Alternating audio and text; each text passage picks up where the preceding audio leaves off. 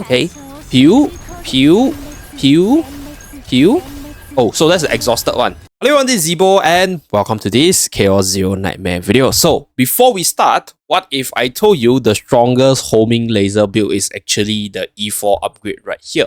So let me explain why. I've tested with a few different combinations of homing laser upgrades. I think E2 is a very consistent upgrade that gives you afterglow support as well as the ability to move to your hand on Ravage. So out of all this Epiphany upgrade right here, the ones that you want to aim for would be E1, E2 as well as E3 because all of them have the ability to move to hand on Ravage, be it from the draw pile or from the discard pile. So what happens is whenever you Ravage the opponent, even if these cards are sitting inside your draw pile, you'll be able to activate them to move to your hand to be used for more follow-up damage. Comparing this to the likes of E3 and E4, you do get this additional buffs in your homing laser, but they don't come back to your hand, so you don't get repeated values of this card. Because whenever you Ravage the opponent, they move back to your hand. So you can actually combo this with the likes of Selena, so that you reset the tenacity, and then you use this homing laser to break the opponent once again. So this is where like having this E1, E2 or E4 will be the recommended upgrade. And more specifically, my personal favorite is actually E4. And I think it's really strong because it's a very powerful damage source. It's a very powerful afterglow provider as well as a filter and a combo piece. Because if you take a look at E1 right here, this gives you +1 hit whenever you use this card on a Ravage target. So it's really good burst damage, which gives you 192 times 2. So pretty good burst damage if you broken the opponent and you are not going to reset the tenacity. The second upgrade gives you the 3 afterglow, which means that with the additional damage as well as tenacity damage, you're able to repeatedly break the opponent easily, even with your other allies card. So E1 and E2, one is for burst and the other one is for general versatility. They also additionally provide more damage on their base level. So 60% more compared to this one. But this one is insane in the sense you're always gonna get this card at the start of the turn. So whether or not this deck is sitting in your discard pile or in your draw pile, it will always come back to your hand. And it does not consume any draw chance. So it's a filter that always ensures that you empty out 4 cards in your hand that you can use for damage.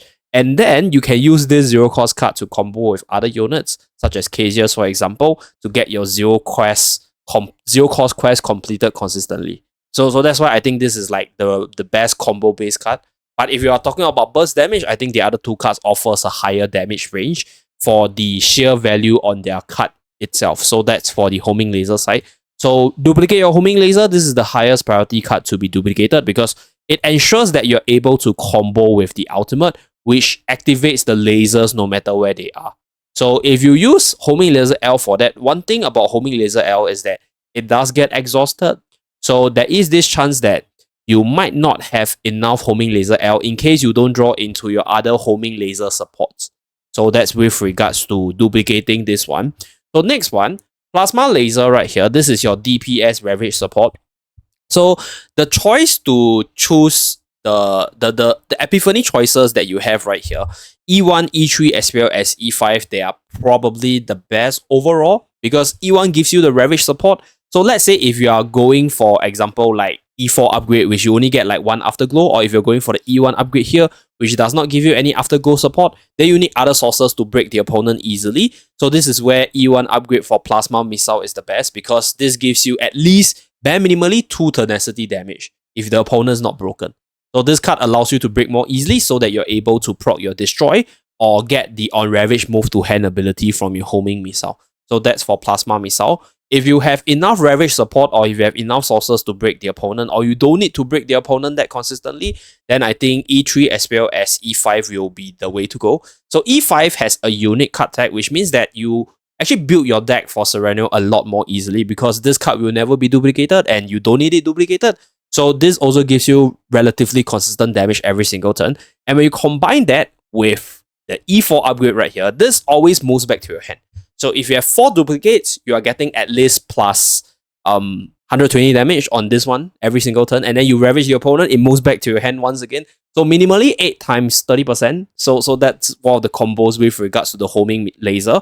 And then for the E3 one, it's just a very good laser burst. So if you're going to generate a lot of lasers in one turn, then that 2 instinct weakness as well as the 60% damage amount per laser in one turn, really, really sick stuff. So that's for the plasma missile. And then for the next card, Shining Core, so this is your laser supply. These are the 3 options which I think they are better. So first one, 3 homing laser. This is good for your burst potential. So you generate 3 homing laser, that's your 3/0 cost attack card to combo with other cards, and you have that homing laser L for the exhaust for your ego skill as well as whatever combos you want to perform. So it's an instant 3 token spawn. And then we have the second one which gives you more exhaust on the homing lasers. So you generate 2 instead, but you have 4 exhausts. So they will be able to stick around, and you definitely have more lasers guaranteed for your other combos. But one thing for this exhaust for homing laser is that it might actually break your hand a little bit. So like if let's say they go into the discard pile, they're not exhausted, they move into your draw pile. If you draw into this homing laser L with the higher exhaust, you won't be able to draw into other cards. So might not be the best, but depending on whether or not you have enough draw power. And then for the third upgrade, Shining Core E3 right here, I think this is the most consistent one. This is easily, in my honest take, the best, because you generate 2 homing laser. It's a unique initiation, so you're gonna get it, you're gonna empty it on the first turn, then you're not gonna see it. And then on activation, you get this on Ravage, create 2 homing laser. So you're gonna ravage the opponent easily, and you'll be able to generate the homing laser L very, very consistently as well. So if you're attacking multiple enemies, the most sick thing is this on Ravage is not a once per turn. So you can break one opponent, generate 2 lasers, use the 2 lasers to break a second target, and then you generate 2 more lasers, and you continue the cycle. So Shining Core is easily the most versatile and probably the best choice overall because of the ease of deck building as well as the versatility of combos you can perform with it. So I've tested E5 a little bit. This is a cool idea. This basically gives you 1 more homing laser over here. So actually, it's not a bad thing if you generate homing laser 4 here, and then you get like 5 homing lasers every single turn that comes to your hand. So that's not a bad idea, but I think it's a very niche upgrade. So it depends on the build that you're trying to go for, but generally the first 3 will be the one to go for Shining Core. And then last but not least, for Cobalt Light, I think Cobalt Light has more choices in terms of the upgrades you want to go for. So E1 is a Ravage support, so more tenacity damage allows you to break the opponent in case your other cards do not provide for the tenacity break support. And then we have E4, which gives you the burst combo. So the most ideal for 1 cost, you do 144 multiplied by 9. So that's one combo to look out for. Cobalt Light E5 over here is just very consistent burst. So if you ravage the opponent, it's 144 times 8 with weakness attack. So very consistent damage, and I think generally this is the most flexible card in terms of the Epiphany, because even for E2, if you are holding the card in your hand for quite a while before using it, it actually gives quite a fair bit of value. It's just a very slow card. And then for the create homing laser L for each target hit is good if you are dealing with multiple enemies. So if you hit 4 different enemies, that's 4 homing laser L. So this can be your homing laser L support for the other card combos. So without further ado, let's showcase the star of the show. Homing laser E4 upgrade deck. Let's go. The opponent. So that's with regards to why that card is really strong if you go for that Epiphany. So it comes back, as you guys can see. So +4, and then we draw the 5 cards. So we have a fully filled hand, and then we are able to start our cycle. So we have Plasma Missile, we're gonna use it. Okay, boom. Oh, we don't have any laser spawn from other sources, but I think it's fine. We're gonna... I think you just Adagio first. Check our setup to see whether or not there's anything that we can play around. I can exhaust with counterfeit, so let's go. Okay, really nice stuff. So with this, we do have a Shining Core which gives us some laser, which we want to access. Do we want to access it? I think we want to. So let's use Nia's Curiosity. 3 out of 3. So this will give me 3 homing laser for 1 quest completion. Unfortunately, my hand is full. So for this part, we are gonna just use this laser. Okay, so the lasers will come back to provide for the bullet combo. Unfortunately, we broke the boss a little bit too early. So what happened is the the other lasers didn't come back. Only 2 of them came back. So discard this. I think we discard this. So it goes back into the deck, and then we can actually draw it with Confiscation. So homing laser right here. So we always have this 4 bullet to complete our quest. Okay, Shining Core. To be honest, we can use Confiscation. Okay, recycling. So this will just be a draw and a quest activator. We use some quest cards first, because we still have homing missile to give us the quest completion. Okay. Let's see whether or not we get any draws here. Nope. Any good card from this one? Nope. Okay, but it's fine.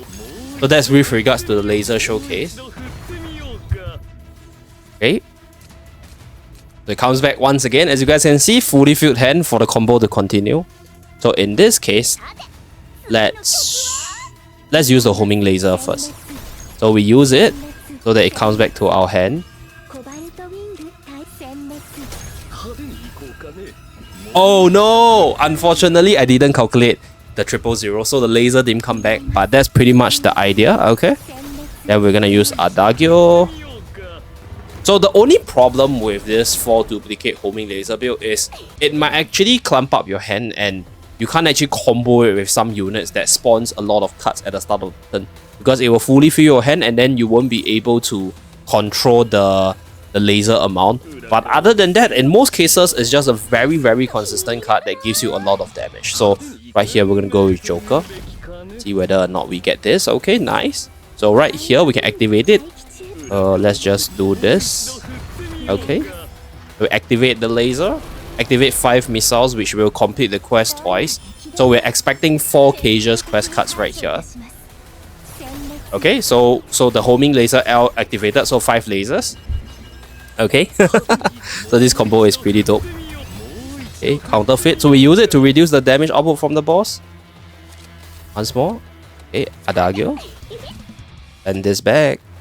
And then we Devil Die. See what we get from the draw. Let's see if there's any remaining card that we can cheat. I think the 2-cost one is good. Okay. So this will guarantee Cobalt Light. So let's activate it. Cobalt Light. Okay, so that's our burst damage. And we finish things off with the 000. Okay, so this will be the last turn, because I don't think this is my most optimal run yet. But that's pretty much it for the laser showcase right here.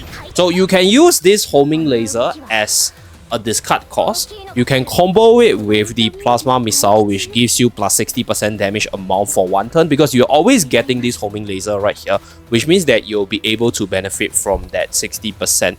But the thing is, one thing that you have to consider will probably be the ability for you to get back the homing laser in terms of your hand size, because like I mentioned before, as you guys can see, it kind of fills up your hand really quickly because it always comes back to your hand at the start of the turn. So yep, that's pretty much it. We're just gonna do one more round of burst showcase, and then we're gonna end the video here. Okay, pew, pew, pew, pew. Oh, so that's the exhausted one. So you break, we get it back. As you guys can see, the quest actually filled our hand, so that's one concern, but this is a very powerful build that always ensures that you get your bullets to be used for other purposes. Okay, so that's pretty much it for this video. Thank you very much for tuning in. I'll see you guys again in my next video. Bye guys.